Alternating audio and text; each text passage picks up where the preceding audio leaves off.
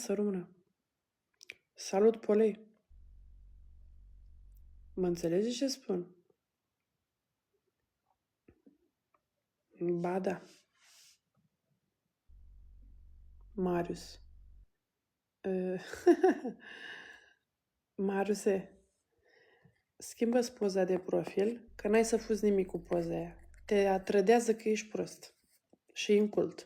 Schimbă-ți dracu poza. Pune pe cineva să-ți facă o poză mai de Doamne ajută. Păi da. Am citit ce mi-ai scris, dar nu se vede.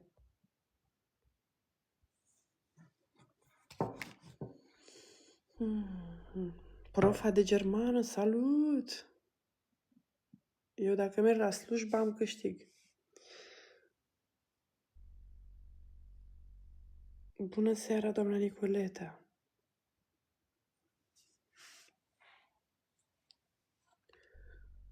Alesio, pap, aș vrea o lăptoasă. Bă, vino seara aici la noi la ora 6 la colț, la CAP-ul, trec toate vacile. Ți alegi care are ugerul mai mare, tată, bași capul sub o țâță acolo. Te saturi, te bosolești cu botul în uger și te duci acasă. Și sătul și satisfăcut. Ia uite, profa de franceză, profa de germană. Făi, doamnelor, bine ați venit! Voi vreți să mă învățați germană și franceză? Din Franța, domnul Spiridon, salut!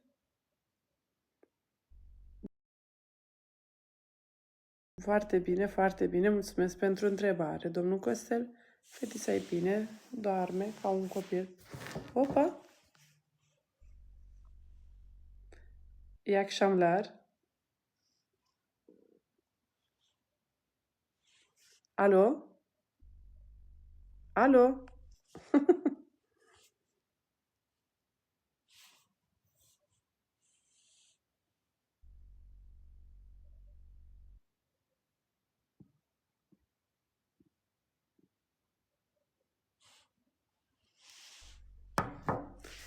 Și eu sunt bine, acum mă simt mai bine. Mai devreme mă simțeam așa slăbită. Cine era? A, repede, sări tu repede, că cine era? Trebuie să știi tu repede. Ia zi, cu ce ai făcut tu levelul ăsta 26? Unde ai dat tu banii? De-ai tu level 26. La ce curve pe TikTok ai dat banii? Zi, că la mine n-ai fost. Zi, all the best. Ai terminat banii acum? Hm? Ia stați așa că am aici pe cineva. İyi akşamlar. İyi akşamlar. Nasılsınız? İyiyim. Teşekkür ederim. Sen nasılsın? Çok iyiyim, teşekkür ederim. Live yapıyorum.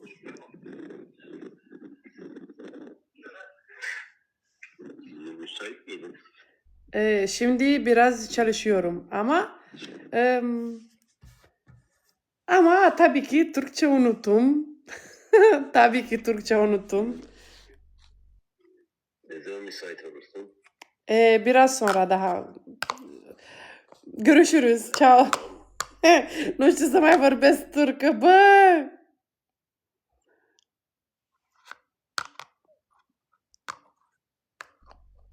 Bă, nu știu să mai vorbesc turcește, băi, doamnelor, bă. Vă, uite și Natalia. Băi, doamnelor, nu știu să mai...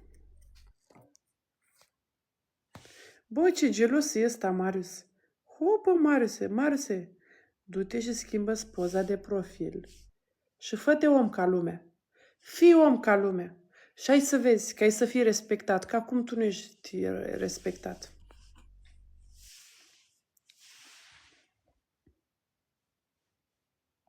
Știți ceva? E 12 noaptea.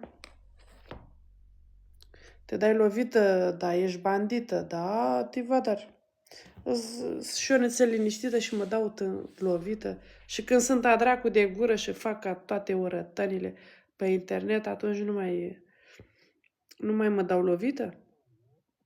Nu. Da, că mă sună și de România. Nu pot România să nu răspund. Alo? Alo? A, nu răspunde. Nu vorbește.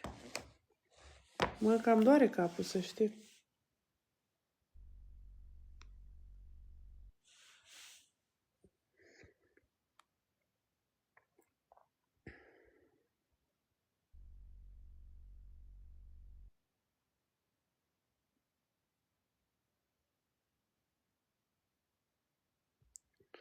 All the best. Aoleu, dar ce scrie maică acolo? Ce ai? Băi, all the best. Și lasă vrăjile astea, că, Doamne, dă-mi harul de a face bine oricui n-ar face pentru mine. Astea-s vrăjeli. Astea-s vrăjeli de oameni înculți. Ori ești băiat de băiat, ori ce ești. Lasă vrăjeala, că dă-mi harul și puterea să fac bine oricui n-ar face. Adică tu-i faci bine la dușman. Dă-i dracu, calcă-i pe gât. Dușmanul trebuie ori indiferență, ori călcat pe gât, să nu dea înainte. Cum adică? Dă-mi, Doamne, puterea să fac bine, oricui n-ar face bine pentru mine. Ce sunt lăbăgelile astea? Vezi, bă, băiatule, de treaba ta, bă.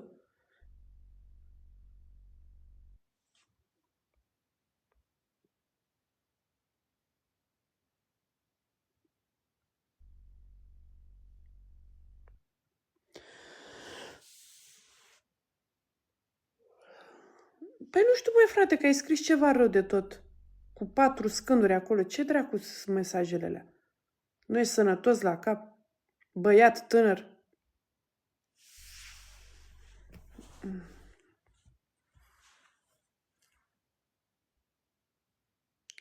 Am 900 de oi la șuțul, ce zici, sunt profitabile? Păi, Cipriane, ce să spuni? Al dracu, la șuțul ai 900 de oi. Scârbă.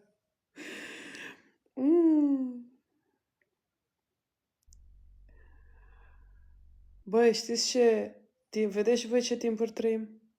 Înainte ne întâlneam cu toții la colț, la stradă, bă. Eram câte 13, 15, 20 de copii, tineret. Unii mai bătrâni, alții mai tineri. Ne strângeam, stăteam până seara, la 12 noaptea, plecam acasă, abia dacă plecam vara pe răcoare.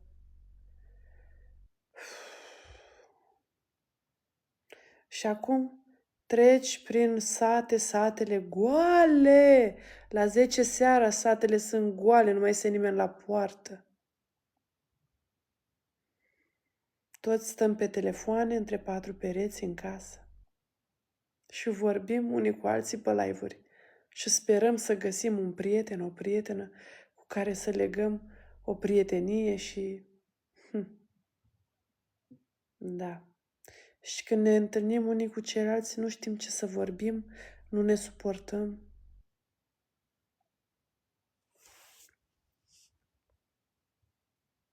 Ei, lasă-mă, Roxana, că am îndepărtat răul.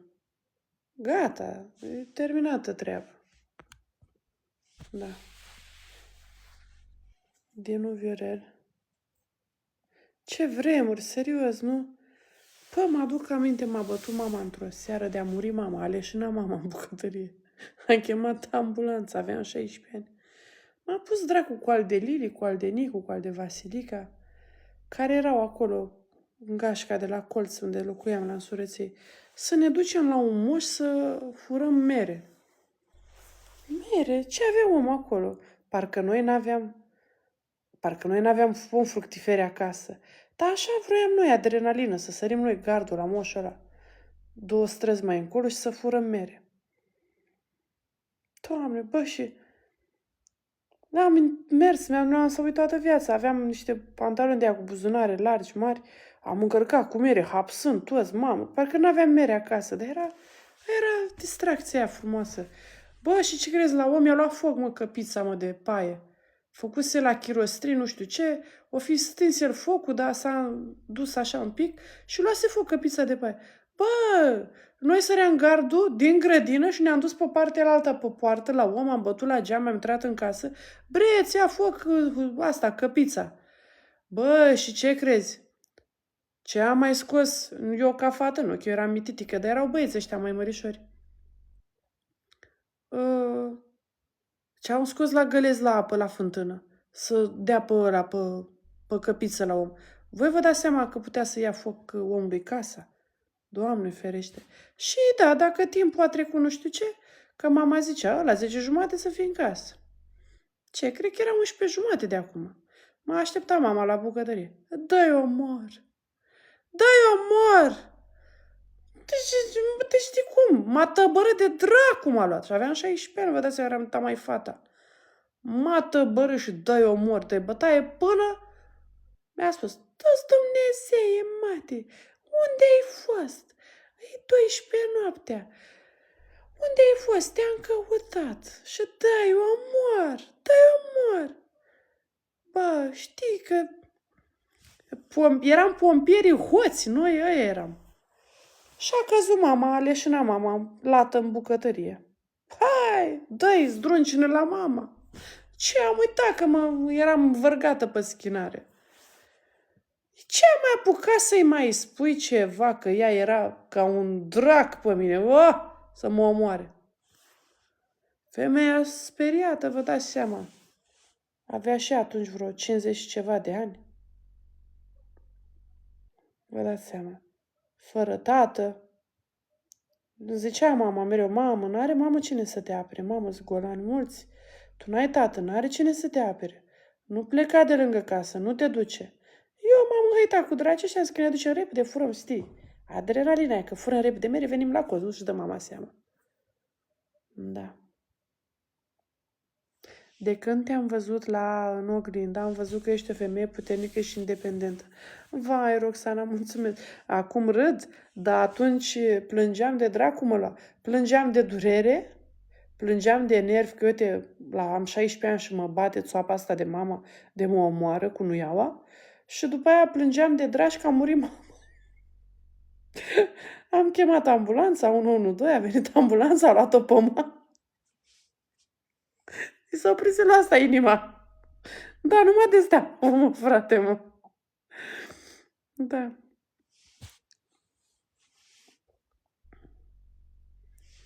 Înțelegeți? Și, da, vă dați seama.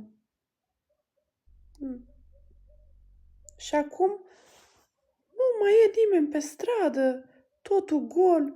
M-am bucurat când am mers în Brăila în seara asta, ca niciodată am mers așa mai târziu. Băi, ce de tineret acolo în parcare la Lidl, mă. Da, am terminat ceaiul. Da. Am fost și am cumpărat câte ceva de alegurii pentru fată, pentru noi. Da. Da. Și odată, deci mama mea a murit de 2 ori din cauza mea. Serios vă spun. Și odată,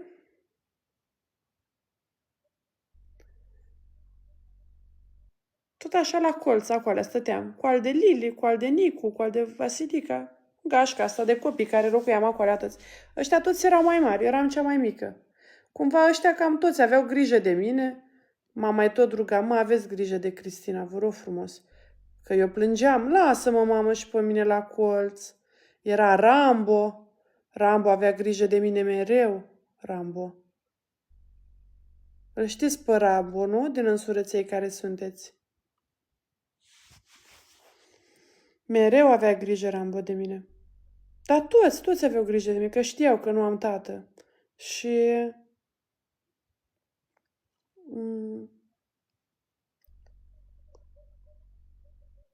fiți atenți. Stăteam la colț, nu știu ce, și mama stătea la mine în cameră, până veneam eu, la 10:30. Femeia stătea la mine în cameră, în pat. Probabil nu aveam televizorul la mine în cameră.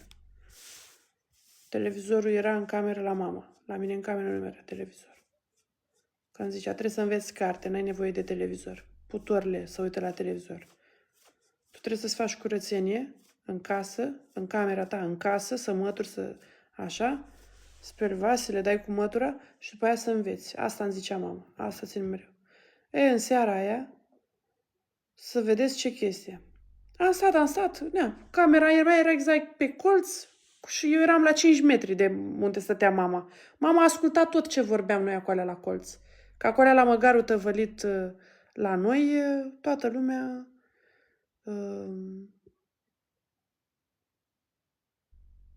toată lumea toți ne întâlneam acolo la colț, la mine. Bă, și s-a luat curentul, mă, când am intrat eu, exact când s-am luat eu...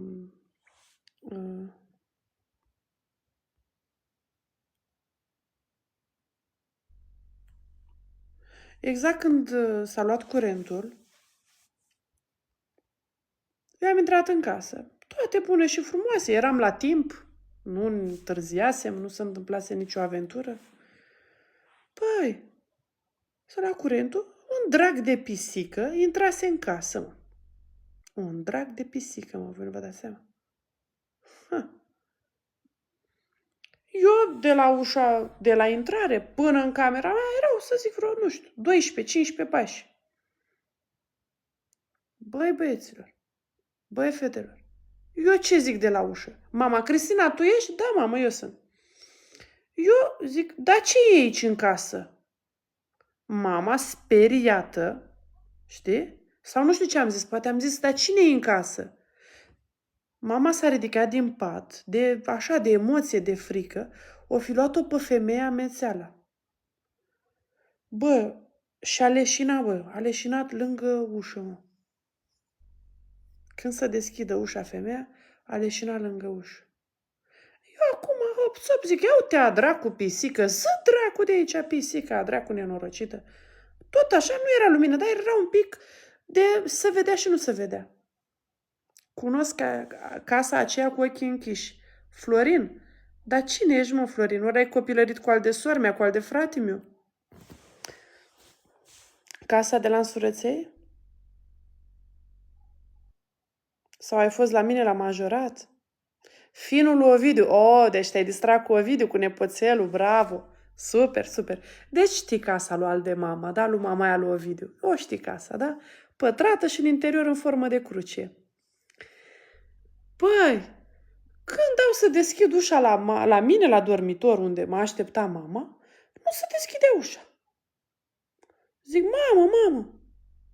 mamă, deschide, mamă. A, de Crăciun, da, cred că ne-am văzut, Florin, da, la Ovidiu acasă.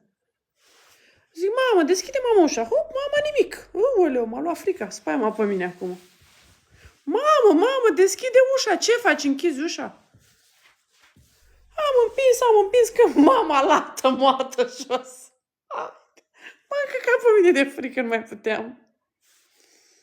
Ne-am văzut în satul nou, unde a renovat el casa. Da, unde a renovat casa lui, da. Da, mă, Florin, da. Da, bă, copii, bă, vă dați seama, mama era moartă acolo. Ia-o, zdruncilor, dă-i palme. Tăbarul, dă-i palme. Mamă, trezește, mamă, nu muri. Copil la 16 ani, îți dai seama. Dependent de mamă, îți dai seama că da. Cheamă ambulanța, a venit ambulanța. Pac. Făcut lui mama ce trebuie acolo, pac. Uite așa, 2 întâmplări.